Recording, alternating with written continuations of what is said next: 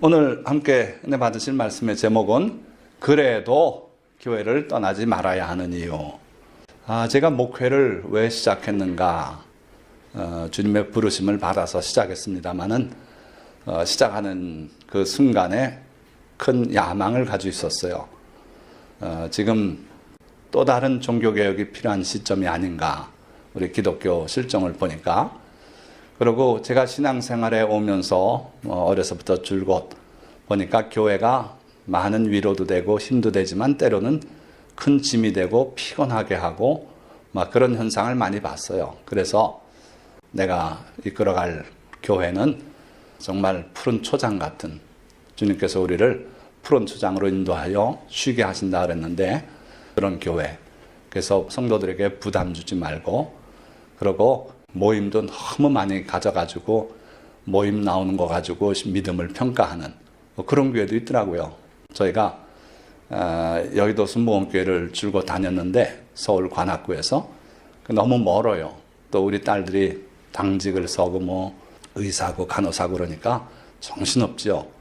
그래서 너무 멀리 나가기가 어렵고 해가지고 동네 교회를 찾아 여러 교회들을 순방했어요. 그래서 교회 순방하는 분들의 심정을 제가 잘 알죠. 근데 어떤 교회 갔더니 채점표에다가 슈퍼에 가면 뭐 물건 사면 알맹이 이렇게 스티커 주죠. 그거 꽉 채우면 뭐 하듯이 뭔 지폐를 많이 열어놓고 그 출석률을 체크하겠대요. 그래서 야, 대단한 교회다. 그리고 놀란 적도 있고 별 교회들이 다 있죠.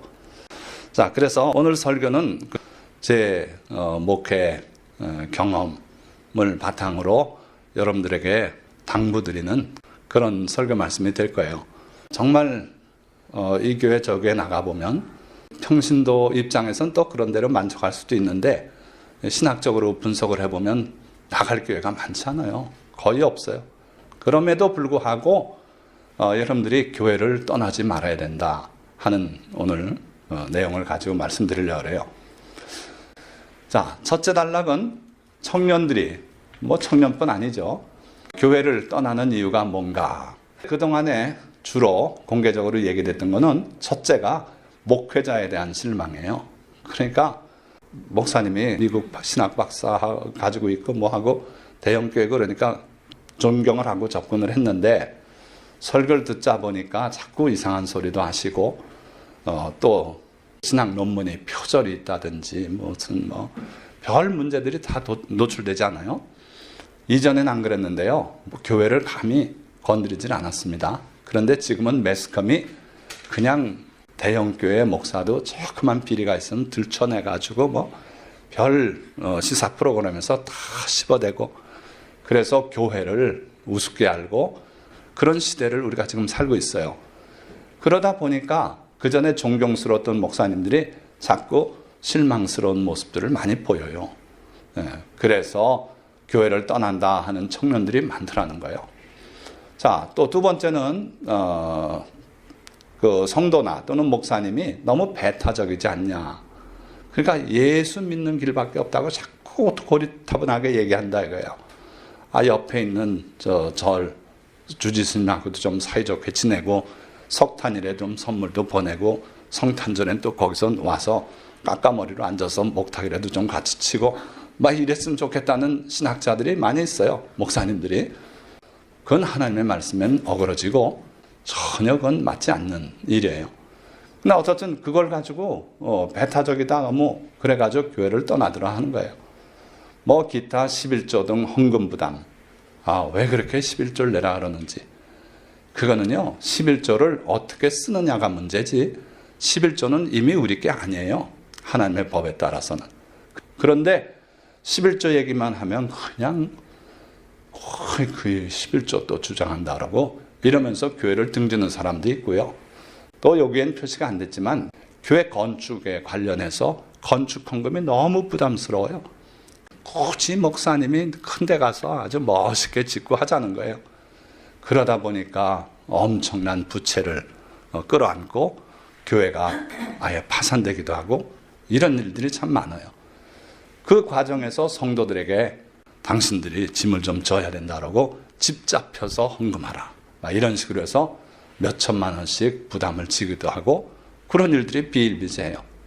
또 가치관이 달라졌다. 나 옛날에는 가르치는 대로 그런 줄 알았는데 내가 사회생활 하다 보니까 그건 현실에 안 맞는다. 뭐 여러 가지 이유로 교회를 떠나더라 하는 거죠. 주로 교회에다 책임을 미는 거죠. 자, 그런데 요 근래 와서 이제 설문을 좀 바꿔봤어요.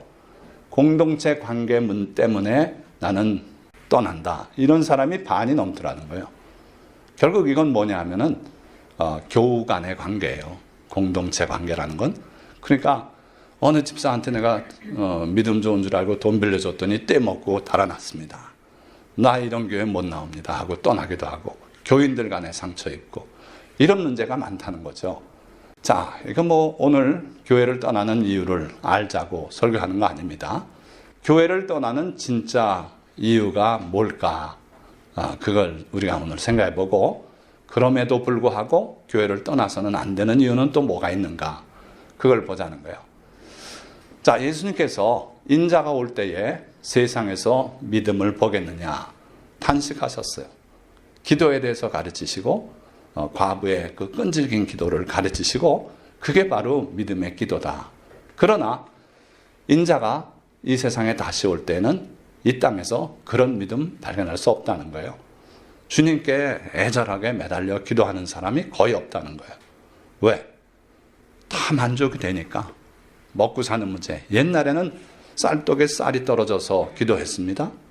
그런데 지금 그런 집이 없잖아요. 가난해도 국가에서 돈을 대주고 막 이런 사회가 되니까 더 이상 주님께 간절하게 기도하는 일이 찾아보기 어렵게 됐어요. 병 걸려요? 옛날엔 병원을 못 가요. 하도 비싸서. 그러니까 약국 가서 조제해다 먹고 그러다 병 키우기도 하고 그래 병원을 못 갔는데 지금은 뭐 골치 좀 아프다고 가서 누워서 MRI 찍어달래요. 자, 그런 세상이 되니까 하나님께 기도하지 않고 인간적인 수단으로 다 되니까 믿음이 없어졌어요. 기도를 안 해요. 믿음과 기도는 거의 같은 수준에서 볼 수 있는데, 자, 이걸 에스겔 선지자도 이미 2700년 전에 예언했어요. 하나님께서 말씀한 거죠. 에스겔 선지자를 통해서. 자, 그들의 신앙 모습이 이렇다는 거예요. 백성이 모이는 것 같이 내게 나오며 내 백성처럼 내 앞에 앉아서 내 앞에 에스겔 선지자 앞에 앉아서 내 말을 들으나. 그러니까 지금으로 말하면 설교를 들어요. 주일날 나와가지고. 그런데 문제는 그대로 행하지 아니하니 이는 그 입으로는 사랑을 나타내어도 마음으로는 이익을 따름이라. 말로는 하나님 사랑합니다. 이렇게 고백하고 하는데 실제로 하나님 사랑하는 사랑이 없더라는 거예요. 그럼 그들은 뭘 추구하고 사는가? 이익을 따라가요. 이익. 그래서 작은 교회는 아예 안 나옵니다. 왜냐하면 큰 교회 가야 자기는 부동산업자인데 성도들하고 관계가 있어서 그 중에 자기 보고 집 팔아달라는 사람도 있고 집 사달라는 사람도 있고 그래서 먹고 살아가요.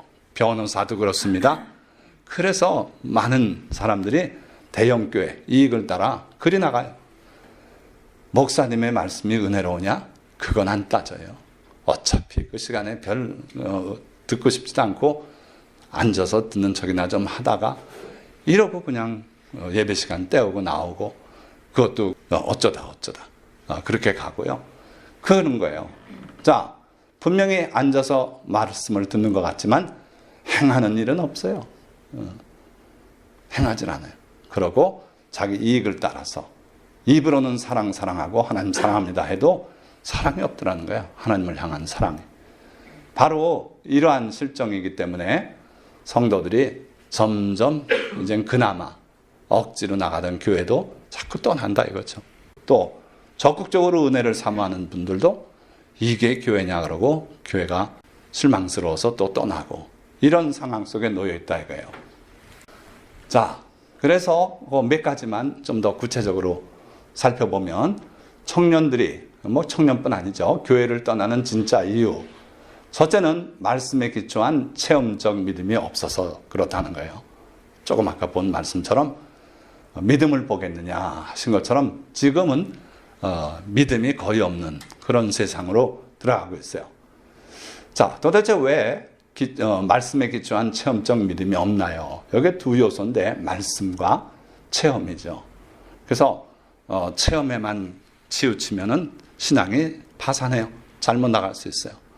또 말씀만 오로지 주장하면은 너무 이론적인 신앙에 그쳐요.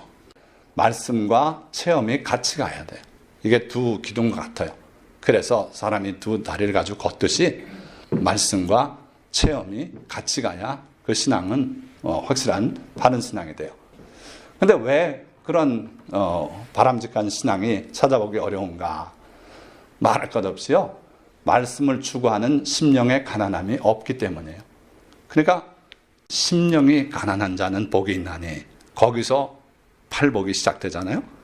첫째는 영혼이 갈급해야 돼요. 가난해야 돼요. 자기가 죄인이란 걸 깨닫고 어찌할까 하고 가슴을 치고 그리고 하나님의 음성을 듣고 싶어 하고 하나님의 얼굴을 뵙고자 하는 그런 영적 갈급함이 첫째예요. 그게 있을 때 그는 결국 성경을 들고 읽기 시작해요. 말씀을 읽습니다. 또 주일날 목사님의 설교가 혹시 하나님께서 내게 말씀하는 말씀이 아닌가 해서 마음의 귀를 열고 듣게 되는 거예요. 자, 그런데 심령의 가난함이 없으니까 말씀에 대해서 관심이 없어요. 설교 시간 빨리 끝나게만 자꾸 시계를 한 10번은 들여다보고 예배 끝나면 가서 해야 될 일만 자꾸 생각하고 그런 상태에 있으니까 말씀의 기초가 안 닦이고 또 체험도 못하게 되는 거예요. 게다가 말씀을 들을 때 목사님의 말씀이 내게 와서 문을 두드리는데 그 말씀을 온유함으로 받지 않아요. 에이, 저거 내가 어려서부터 맨날 듣던 소리인데 또 그 설교 하시네. 그 설교를 수없이 듣고도 실천 안 하는 사람이 문제지 그 설교 여러 번 한 목사가 잘못은 아니에요. 예수님의 가르치신 내용도 정리해보면 그렇게 많지 않아요. 우리 한 달이면 성경 다 공부하고 졸업시키고 이제 여러분들 그만 만납시다. 이렇게 할 수도 있어요. 성경의 진리가 그렇게 복잡하지 않아요. 자꾸 새로운 말씀 듣기만 원한다면 그거는 귀가 커진 것뿐이에요. 그래서 문제는 말씀을 온유한 마음으로 받아들여야 돼요. 아멘하고 그 말씀에 감동을 스스로 받고 그리고 그렇게 살겠다는 마음의 결심이 서야 된다는 말씀이에요. 더군다나 말씀을 듣고도 마음으로 혹시 아멘 맞습니다. 제가 그 말씀대로 못 살았습니다. 앞으로는 살겠습니다. 그러고 나가는 것까지는 하는데 그 다음에 실천을 안 해요. 도루 원상으로 돌아가 버려요. 그걸 성경은 개가 토한 것에 돌아간다 그랬어요. 다시 먹어요. 그 토한 걸 다시 먹는 게 개예요. 그러니까 자기가 마음에 돌이켰는데도 불구하고 그대로 실천 못하는 자세는 토한 걸 도로 먹는 그런 개나 똑같아 그랬어요. 그래서요, 우리는 말씀을 갈급해하는 마음이 있어야 되고 그리고 그 말씀을 온유하게 받아들여야 되고 그리고 그 말씀을 실천해야 돼요. 행해야 돼요. 예수님께 나와서 내가 무엇을 해야 영생을 얻겠습니까? 예수님께서 계명에 뭐라고 되어 있느냐? 쭉 그가 읊어대잖아요. 이를 행하라. 그러면 내가 살리라. 분명히 말씀했어요. 하나님의 계명은요. 아는데 그쳐선 의미가 없다 이거예요. 그걸 행할 때 내가 영생을 얻겠다고 주님 말씀하고 있어요. 그래서 말씀을 행하지 않아서 결국은 말씀에 기초한 체험적 믿음, 체험은 또 별도인데 어떻든 그런 믿음이 없더라는 거예요. 그래서 그대로 행하라 하는 주님의 말씀을 우리가 늘 염두에 두고 평생 사셔야 돼. 말씀은 실천하는 데 의미가 있다. 아는 거, 머리만 커지는 거, 새로운 말씀 듣고자 하는 귀만 커서 펄렁이는 거 의미가 없다는 거예요. 예수님도 그랬잖아요. 지극히 작은 계명 하나라도 자기가 지키고 그같이 가르치는 자는 천국에서 크다 일컬음을 받겠다. 다 아는 자가 크다 일컬음 받겠다? 아닙니다. 아는 거는 별 의미가 없어요. 실천하는 데 의미가 있다는 거예요. 자, 그러면 또 두 번째 요소, 체험. 무슨 체험이 없다는 얘기입니까? 첫째는 죄사함과 구원의 체험이 없어요. 성도들이 교회는 다니는데 죄에 대해서 자각을 못해요. 내가 무슨 죄가 있는가? 교회는 왜 자꾸 성도들을 죄인 하는가? 그거 큰 문제입니다. 자기가 죄인이라는 걸 먼저 깨달아야 돼요. 그게 영혼의 가난함이에요. 심령이 가난한 사람은 그 다음 뭐 한다고요? 애통한다 그랬어요. 자기의 그 죄 때문에 마음을 찢고 슬퍼하고 내가 이런 죄를 범했군요. 내가 바로 저런 날강도 놈이군요. 저는 요즘 와서는 자꾸 그런 걸 느껴요. 내가 옛날에 그랬었구나. 이런 걸 자꾸 깨달아요. 그동안은 제가 의인으로 알고 살아왔는데 알고 보니까 그렇지 않더라고요. 그래서 자기의 죄를 깨닫고 마음 아파하고 그때는 몰라서 그랬습니다. 주님 용서해 주십시오. 부모에게 대적했습니다. 용서해 주십시오. 깨닫고 자꾸 주님 앞에 혼자 기도하는 게 그런 내용들이 자꾸 많아요. 그러니까 여러분들이 실제로 주님 앞에 죄를 내놓고 고백하고 죄사함을 겪어봤는가, 체험해 봤는가 돌이켜보시고 여러분들의 죄 문제를 한번 생각해 보시기 바라요. 자, 그 다음에 구원의 체험이 있어야 돼요. 구원이라는 것은 천국 들어가는 그것만이 구원이 아니라 그랬어요. 이 땅에서 내가 해결할 수 없는 일들을 주님이 도와 해결해 주시면 그게 구원이에요. 병이 치료할 수 없다, 의사가. 그런데 하나님께서 기적적으로 고쳐주셨다. 그거 바로 구원을 체험한 겁니다. 또 전쟁에서 정말 패배할 수밖에 없는데 주님이 도와 승리했다. 그게 또 구원이에요. 내 부족함을 주님이 채워주셨다. 그게 또 구원이 올시다. 그러니까 여러분들이 죄사함을 체험해야 되고 실제적인 구원들, 내 삶에 있어서 주님이 베풀어 주시는 구원들을 체험해야 돼요. 말할 것 없이 기도응답의 체험이 있어야 돼요. 우리 손예슬 집사님이 우리 그 전에 바닷가에 놀러 갔다 올 때 핸드폰을 잃어버렸어요. 그래가지고 저는 목회자로서 공적인 행사에 같이 갔다 잃어버렸으니 어떻게 하나 그러고 교회에서 반이라도 물어주고 새 전화를 살 수밖에 없겠다. 그렇게 생각해서 얘기했더니 우리 손예슬 집사님은 아니래요. 기도한다는 거예요.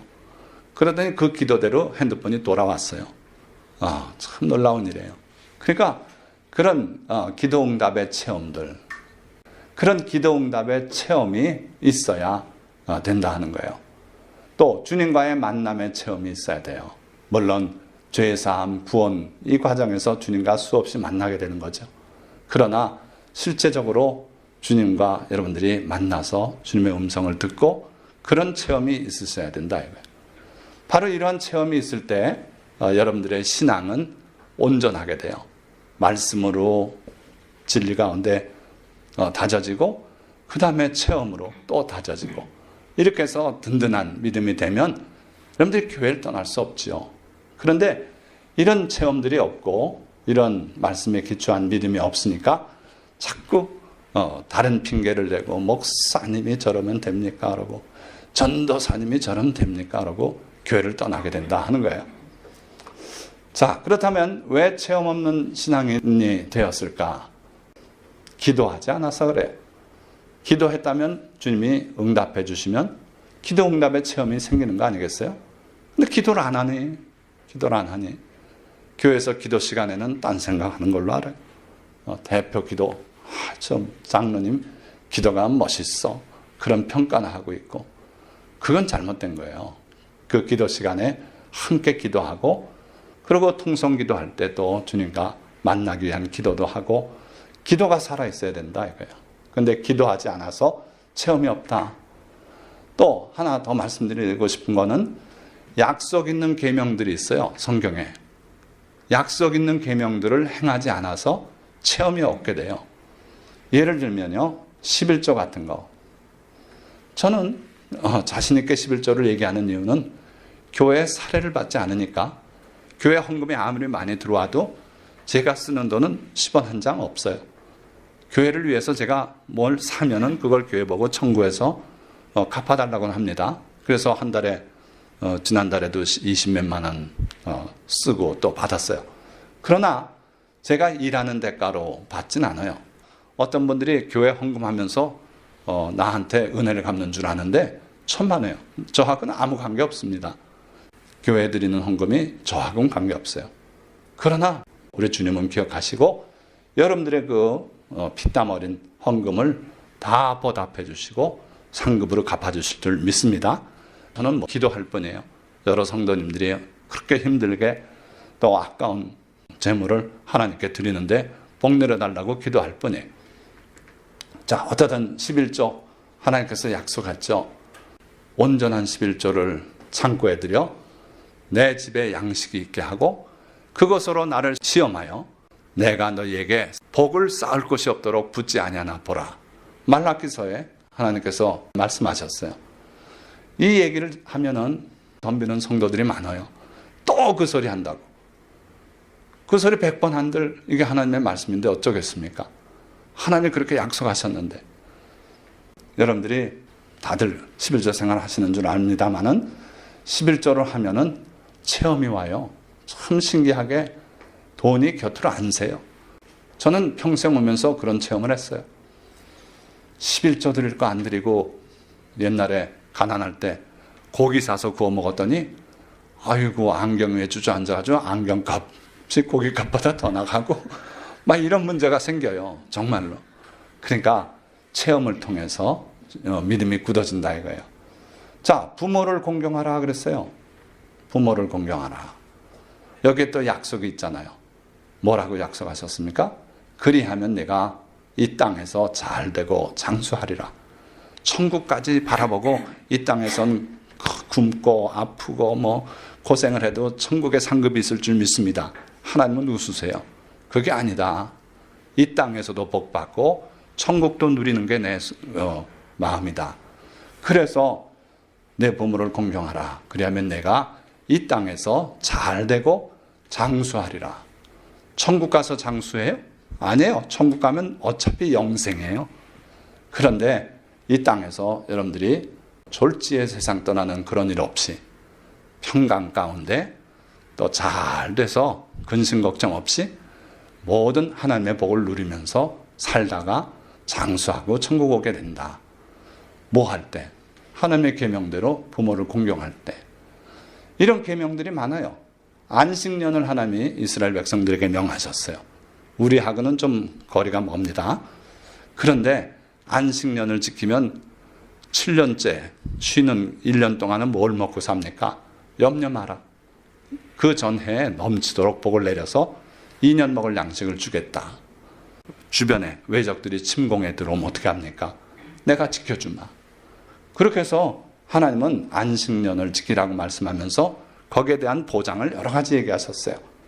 면제년, 7년째 되는 그 마지막 순간에 생활 자금으로 빌린 돈들 다 면제해줘라. 그리하면 너희 나라에 가난한 자가 없게 해주겠다. 하나님의 약속이 다 붙어 있어요. 그런 약속 있는 계명들을 여러분들이 실천하고 하나님이 과연 그렇게 하시는가 한번 시험해 보세요. 하나님은 자신 있게 나를 시험하라 그랬어요. 그런 약속 있는 계명들을 여러분들이 행하면 그러한 복이 여러분들에게 내려질 때 믿음이 굳어지는 거예요. 자, 또 교회를 떠나는 중요한 이유 중에 하나가 사랑을 느끼지 못해서 교회를 떠나게 돼요. 실제로는 그 설문조사에 사랑을 느끼지 못해서 이런 걸 안 넣었기 때문에 그 답이 안 나온 것뿐이에요. 진짜 내면적으로는 그렇습니다. 교회 갔는데도 누구 하나 자기를 반기지 않더라는 거예요. 물론 목회자들이 악수는 하죠. 웃고. 그러나 자기가 배고파서 굶고 있는데 성도들은 모르더라 하는 거예요. 교회 가운데 사랑이 없다는 거죠. 자, 그런데 사랑이 뭐길래 자꾸 우리는 사랑을 추구하는가? 하나님께서 사랑으로 우리를 인도하신다는 말씀이 있어요. 내가 사람의 줄, 곧 사랑의 줄로 너희를 이끌었다고 호세아 선지자를 통해 말씀하세요. 하나님께서는 우리를 창조하신 분이기 때문에 우리를 무엇으로 이끌어야 가장 합리적인지 아시고 우리 인간을 끌어가는데 딴 거 없다. 강압적으로 쇠사슬로 묶고 끌었다? 아니에요. 내가 사람의 줄, 곧 사랑의 줄로 너희를 이끌었다고 하나님께서 고백하세요. 그러니까 우리 인간이 가장 갈급하고 그리고 인간을 하나로 묶어주고 관계를 묶어주는 그런 줄이 사랑의 줄이다 이거예요. 자, 하나님께서 이렇게 말씀했다면 아멘. 사랑이 최고구나. 이렇게 아시기 바랍니다. 다른 걸로 안 돼요. 사랑으로 해야 돼요. 자식이 형편없이 말 안 듣고 그렇게 굴러다니고 해도 결국 그놈을 끌어안을 수 있는 끈은 사랑해 줄 뿐이 없다는 거예요. 그래서 여러분들이 사랑하시기 바라요. 하나님은 스스로를 사랑이시다. 자기를 그렇게 나타내 보여주셨어요. 그러니까 하나님과 우리를 연결시키는 것도 사랑해 줄 뿐이 없어요. 그래서 내 하나님 여호와를 내 힘을 다하고 목숨을 다하고 뜻을 다하고 그래서 사랑하라 그러셨고 그리고 내 이웃을 내 몸같이 사랑하라. 하나님은 사랑으로 서로를 엮기를 원하세요. 그래서 사랑은 반드시 있어야 된다. 그러니까 교회 가운데도 사랑이 있어야 되겠다 이거예요. 예수님께서도 너희는 서로 사랑하라. 내가 너희를 사랑한 것 같이 너희도 서로 사랑하라. 너희가 서로 사랑하면 이로써 모든 사람들이 너희가 내 제자인 줄 알리라.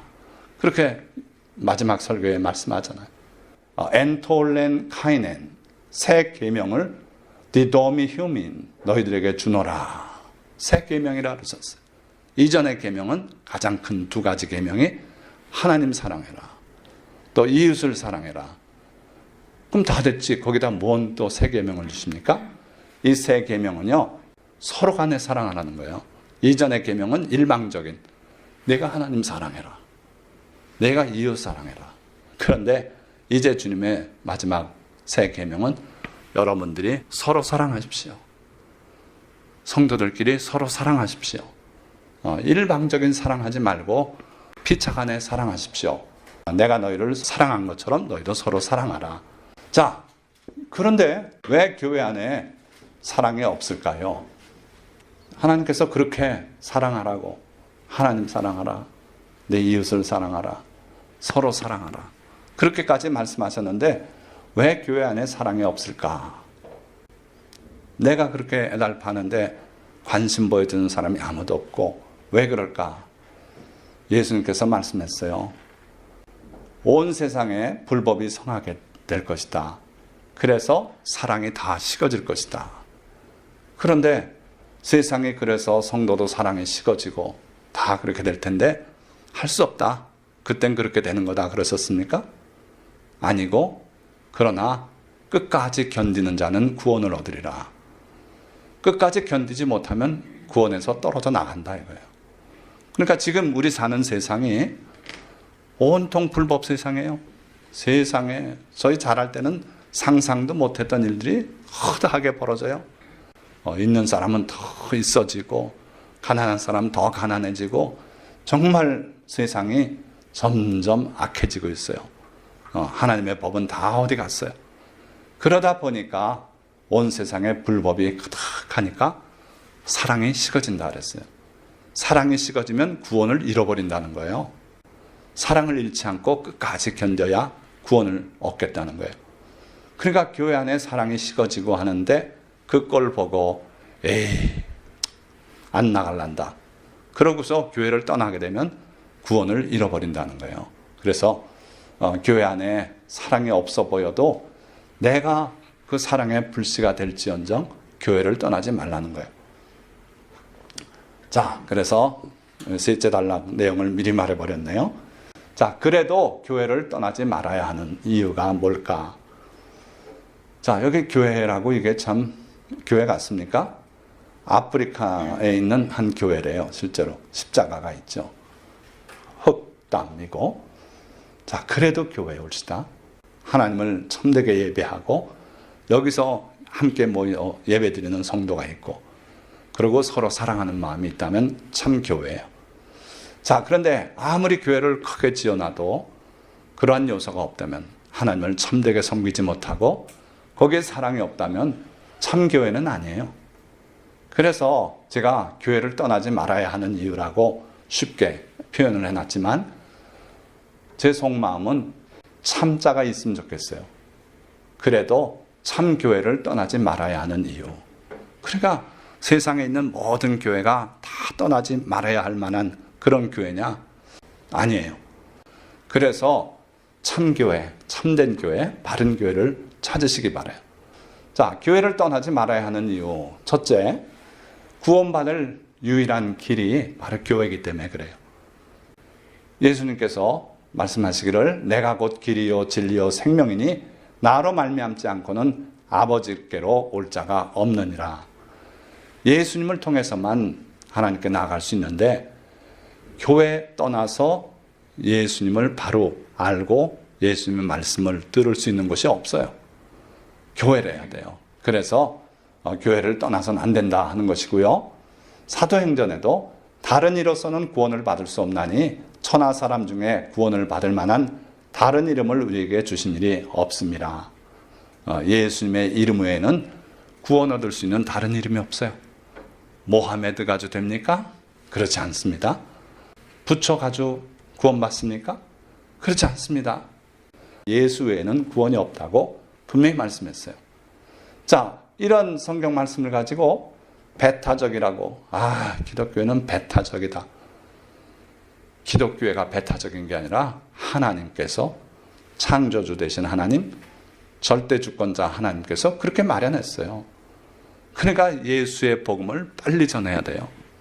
어떤 종교를 믿어도 다 구원받는다고 우리 어머님 저 절에 가서 손이 닳도록 절하시고 그러시는데 얼마나 그 신앙심이 아름답지 않냐. 불교 믿는 우리 어머니도 천국감 다 만난다. 그렇지 않아요. 하나님은 우상의 종교를 극히 미워하십니다. 가증한 것을 너희 집에 들이지 마라. 우상을 말해요. 그게 황금으로 만들고 예술적으로 기가 막히게 아름답다고 집에 들여놓으면 괜찮겠냐. 그것과 함께 망할까 두렵다고 집에 들여놓지 말라 그러셨어요. 그러니까 우리 하나님은 극히 배타적이에요. 하나님의 성품에 우리가 맞춰야지. 하나님 왜 그러십니까? 타협 좀 하십시다. 아이고 부처가 뭐가 그렇게 나쁩니까? 하나님은 그걸 볼 때 속이 뒤집어지니까 할 수 없어요. 하나님의 성품이 그래요. 우상 세우는 거 극히 꺼려 하시고 또 피 먹는 거 하나님께서 용납을 안 하세요.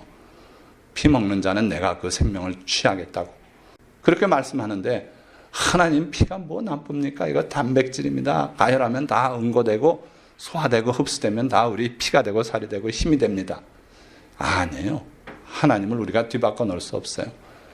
어쨌든 교회는 구원받을 유일한 길이기 때문에 우리가 교회를 떠나서는 안 된다 하는 거예요.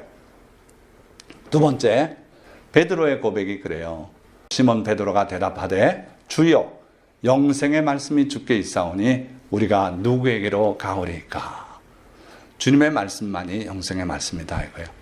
그래서 진실로 진실로 너에게 이르노니 죽은 자들이 하나님의 아들의 음성을 들을 때가 오나니 곧 이때라. 듣는 자는 살아나리라. 예수님이 하신 말씀이에요. 죽은 자가, 무덤에 있는 자가 주님의 음성을 들으면 살아난다. 무슨 얘기입니까? 영적으로 온전하게 죽었어요. 흑암 속에 있어요. 하나님의 진리를 전혀 모르고 살았어요. 그런데 예수님의 말씀을 들으니까 그 영혼이 살아나더라는 거예요. 에스겔 환상에 골짜기에 널브러진 해골들이 에스겔이 하나님의 말씀을 대언하니까 살아 일어나잖아요. 그래가지고 큰 군대가 되잖아요. 그런 식으로 주님의 말씀을 들으면 영혼이 살아난다. 여러분들에게도 이와 같은 주님의 큰 은총이 여러분들의 것이 되시고 또 여러분들로 말미암아 이웃이 그렇게 되시기를 축원드립니다. 자, 반면에 교회를 떠나면 어떻게 될까요? 솔직히 예수님을 잘 믿던 사람인데 교회를 떠나고 난 그냥 교회 안 다니고 가나안 교인이 되겠다. 가나안 교인 아시죠? 안 나가 뒤집어서 가나안. 교회는 안 나간다 이거예요. 그냥 집에서 텔레비를 통해 보고 인터넷 통해 유명한 설교도 좀 듣고 내가 그렇게 신앙생활하지. 가능할까요? 그렇지 않아요. 교회를 떠나면 차츰차츰 말씀에 접하는 시간이 떨어지고 세속적인 생각은 자꾸 늘어나게 되고 그렇게 돼서 결국 주님을 잃어버려요. 자, 창세기에 아담과 하와가 선악과를 따먹고 타락해서 쫓겨나는 그 장면을 우리가 되돌아보면 그렇겠다 하는 걸 여러분들이 느끼실 수 있을 거예요. 보세요. 뱀이 여자에게 물어 이르되 하나님이 참으로 너희에게 동산 모든 나무의 열매를 먹지 말라 하시더냐. 누구에게 시험하고 있어요? 이브에게, 하와에게. 하와는 하나님의 이 계명을 들었습니까? 못 들었어요. 직접 못 들었어요. 아담에게 하셨어요. 그러고 나서 하와를 창조하셨어요. 그러니까 하와는 자기 남편 아담에게 그 말씀을 잘 배웠어야 돼요. 자, 그런데 약간 좀 불완전하게 배운 것 같아요. 보세요. 사탄의 이 질문에 대해서 여자가 뱀에게 말하되 동산나무의 열매를 우리가 먹을 수 있으나, 여기까지는 좋죠. 동산 중앙에 있는 나무의 열매는 하나님의 말씀에 너희는 먹지도 말고 만지지도 말라 너희가 죽을까 하노라 하셨느니라. 여기에 세 가지 허점이 보여요. 뭔가 느끼셨습니까? 첫째는 동산 중앙에 있는 나무의 열매. 이게 잘못됐다는 거예요. 하나님께서 뭐라 그러셨습니까? 동산 중앙에 있는 선과 악을 구별하게 하는 그 나무의 열매는 먹지 마라. 먹는 날에는 반드시 죽으리라. 그러나 동산 중앙에 생명수도 있었다 그랬어요. 그러니까 동산 중앙에 있는 나무들 다 먹지 말라는 건 잘못된 거예요. 단지 선과 악을 알게 하는 그 나무의 열매만 먹지 말라 그러셨어요. 그래서 말씀을 정확히 모르면은 이 먹어야 할 생명나무의 과실을 못 먹게 되는 그러한 과오가 생겨요. 자, 두 번째는 먹지도 말고 만지지도 말라. 이 만지지 말란 말씀은 전혀 안 하셨어요. 먹지 말라 그러셨어요. 그러니까 자기 생각이 덧붙었어요. 크게 잘못된 것 같진 않아요. 그래도 어쨌든 말씀이 많이 왜곡되어 있다 하는 걸 우리가 알 수 있어요. 그러고 마지막으로 죽을까 하노라 아니고 반드시 죽으리라 말씀하셨어요. 그러니까 하나님의 말씀을 정확히 알지 못하고 많이 왜곡된 그러한 지식을 가지고 있었던 거예요. 그러니까 이게 사탄의 밥이 돼요. 자, 무슨 얘기를 하려고 이 말씀을 들려드리냐 하면 여러분들이 직접 하나님의 말씀을 오늘날도 다 듣고 그리고 마음에 참 돌에 새기듯이 새겨주셨다면 여러분들 아무 염려 없어요. 그런데 실제로는 그렇지 않더라는 거예요. 그래서 하나님의 진리의 말씀을 여러분들 중에 일부는 기도하고 읽다가 정확히 깨닫고 하나님의 음성을 듣고 내 말씀이 되기도 하지만 많은 경우는 말씀을 담당하고 말씀을 위해서 기도하고 준비하고 전하는 그 목회자에게서 듣게 돼요. 하와는 아담에게 들었어요. 그렇죠? 그런 과정으로 듣게 돼요. 그런데 정확히 못 듣고 그걸 또 듣고서도 시간이 지나서 희미해지고 그러다 보면 이렇게 말씀의 왜곡이 일어나고 그러다 보면 거기에 사탄의 시험이 파고 들어온다 이거예요. 여기 뭐라고 시험했어요? 동산 모든 나무의 열매를 먹지 말라 하시더냐? 뭔 소리예요? 다 먹으라 그러셨는데. 다만 요거 선악을 알게 하는 나무 하나만 먹지 말라 그러셨는데. 그러니까 사탄이 엉뚱한 질문을 하는데 거기에 대해서 잘못된 왜곡된 말씀으로 답변하다 보니까 결국 무슨 일이 벌어지냐면요. 뱀이 여자에게 이르되 이제 사탄이 하와의 말씀의 수준을 알았어요. 그래가지고 완전히 반역하는 그런 말을 가지고 도전을 해요. 너희가 결코 죽지 아니하리라. 반드시 죽으리라 했는데 결코 죽지 아니하리라. 이렇게 하나님의 말씀을 완전 거역하죠. 너희가 그것을 먹는 날에는 너희 눈이 밝아져 하나님과 같이 되어 선악을 알 줄 하나님이 아심이니라. 하나님에 대해서 왜곡된 견해를 넣어주는 거예요. 하나님이 너를 시기해서 네가 이거 먹으면 하나님처럼 되는 걸 알기 때문에 먹지 말라 그러신 것이다. 먹어도 안 죽는다. 내 눈이 밝아진다. 그래가지고 하와가 무슨 생각에 이 선악과를 따먹습니까? 야, 하나님 너무하시지? 내가 하나님처럼 지혜로워지는 게 그렇게 싫으셔? 내가 맨날 자기 말만 듣고 예예하고 순종하기만 원하셔? 이런 식으로 하나님에 대한 역심을 품게 했어요. 그래서 그걸 따먹어가지고 결국은 쫓겨나는 거 아닙니까? 자, 이 과정에서 말씀이 온전하게 바로 그의 마음에 새겨졌다면 이런 일이 없었을 텐데 말씀이 왜곡이 됐고, 그리고 아담의 설명을 언제 들었는지 아득하고, 그러다 보니까 말씀이 흐려진 거예요. 교회를 떠나도 마찬가지입니다. 여러분들이 늘 듣던 말씀이 점점 멀어지고, 그리고 여러분들 스스로의 생각이 거기에 가미가 되고, 이러다 보면 진리에서 멀어지고, 거기에 사탄의 공격이 들어오면 그냥 넘어가요. 그래서 옳지 않은 길로 걸어 들어가고 유혹에 빠지고 넘어가고 이럴 수가 있다는 거예요. 자, 세 번째, 교회를 떠나면 안 되는 이유. 버려져 마른 가지가 되지 않기 위해서 교회를 떠나지 마시라는 거예요. 지금 하는 얘기가 다 그냥 서로 연결이 돼 있어요. 사람이 내 안에 거하지 아니하면 가지처럼 밖에 버려져 마르나니 사람들이 그것을 모아다가 불에 던져 사르느니라. 너희는 소금이다. 소금이 만일 그 맛을 잃으면 밖에 버려져 사람들에게 밟힐 뿐이니라. 다른 데 쓸 용도가 없다는 거예요. 똑같은 말씀이에요. 내 안에 거하지 아니하면 가지처럼 밖에 버려져 말라버린다. 그러면 그 마른 가지가 쓸 데가 없다. 다 모아서 불에 던져서 사른다. 그 신세가 되지 말라는 거예요. 교회를 떠나면 이 꼴이 된다는 거예요. 그래서 여러분들이 반드시 참교회를 찾아서 그 교회에 출석하면서, 그리고 말씀 안에 머물러 있어야 돼요. 너희도 내 안에 있지 아니하면 이와 같이 될 것이다. 예외가 없다. 베드로도 예수님 떠나면 그 꼴이 될 것이고, 요한도 그렇게 될 수밖에 없다. 누구라도 내 안에 있지 아니하면 그와 같이 될 것이다. 나를 떠나서는 너희가 아무것도 할 수 없느니라. 주님을 떠나서는 우리가 스스로 할 수 있는 일이 없다. 세속적인 일, 의미 없는 일은 할 수 있어요. 그러나 하나님이 기뻐하시는 그런 일은 아무것도 할 수 있는 게 없다. 가치 없는 존재가 된다 하는 거예요. 이 모닥불에서 옆으로 빠져나온 장작은 타다 말죠. 일부 타고 그 다음엔 꺼지고 말죠. 신앙도요, 함께 모여서 함께 얼굴을 마주보고 같이 기도하고 함께 예배드리고 할 때는 모닥불처럼 타오릅니다. 그러나 여러분들이 혼자 뚝 떨어져 있으면은 신앙은 식어지고 말아요. 타다 말아요. 그래서 반드시 교회를 유지해야 된다. 자, 마지막, 교회 밖에는 음부의 권세가 도사리고 있기 때문에 교회를 떠나서는 안 된다.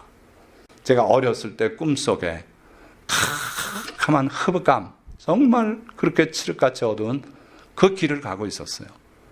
그런데 어떤 분이 앞에서 등불 하나를 들고 가시는데 그 불빛이 얼마나 고마운지 몰라요. 우리가 살고 있는 이 세상은 흑암이다. 교회를 떠나면은 결국은 여러분들이 흑암 속에서 어디가 길인지, 어디가 논인지, 어디가 밭인지 모르는 그 길을 가야만 해요. 그래요. 교회 밖은 어두워요. 캄캄해요. 예수님께서도 자기 교회를 세울 것에 대해서 말씀하면서 예고하셨어요. 또 내가 내게 이르노니 너는 베드로라. 내가 이 반석 위에 내 교회를 세우리니 음부의 권세가 이기지 못하리라. 교회를 세우실 텐데 교회 밖은 음부의 권세. 그 음부의 권세가 교회를 또 해치려고 자꾸 시도할 거라는 거예요. 그러나 교회를 이기지 못할 것이다. 다시 말하면 교회 밖에는 음부의 권세가 도사리고 있다는 거예요. 그래서 예수님께서 제자들을 미리 앞세워 보내실 때 보라, 내가 너희를 보내니 양을 이리 가운데로 보낸 것 같도다. 제자들을 먼저 보내실 때 둘씩 짝지어 보내시면서도 걱정이 돼서 이렇게 염려하셨어요. 양을 이리 가운데로 보낸 것 같다. 위험한 상황이죠. 여러분들이 무슨 일이 있어도 교회를 떠나서는 영적 생명을 잃어버릴 수 있다 하는 걸 명심하시기 바라요. 그래서 반드시 참교회를 찾고 거기에 정기적으로 출석하고 이렇게 하는 게 옳습니다. 자, 말씀을 맺습니다. 우리가 살고 있는 이때는 믿음을 찾아보기 어렵고 사랑이 식어지는 마지막 때예요. 어쩔 수 없어요. 예수님께서 그렇게 예언했고 그렇게 돌아가고 있어요. 이러한 때 많은 사람들이 교회에 실망했다거나 또 다른 이유들로 교회를 떠나고 있어요. 그러나 그들이 교회를 떠나게 되는 내면적 실제 이유는 체험적 믿음이 없고 생명의 말씀을 깨닫지 못했고 스스로의 사랑이 식어졌기 때문이에요. 그래서 교회를 자꾸 떠나게 돼요. 그러나 무슨 이유로든지 교회를 떠나면 영생의 길에서 벗어나 마른 가지처럼 말라져서 음부의 권세에 삼켜질 수밖에 없습니다. 그래서 우리는 교회를 떠나지 말고 교회가 새로워지도록 더욱 힘써야 할 것입니다. 그러니까 여러분들이 어느 교회 가서든지 그 교회가 새로워지도록 여러분들이 사랑의 불씨가 되고 여러분들이 믿음의 본이 되어서 성도들을 격려하고 뜨거워지도록 그렇게 이끌어 가시기를 주님의 이름으로 축원드립니다. 자, 기도하겠습니다.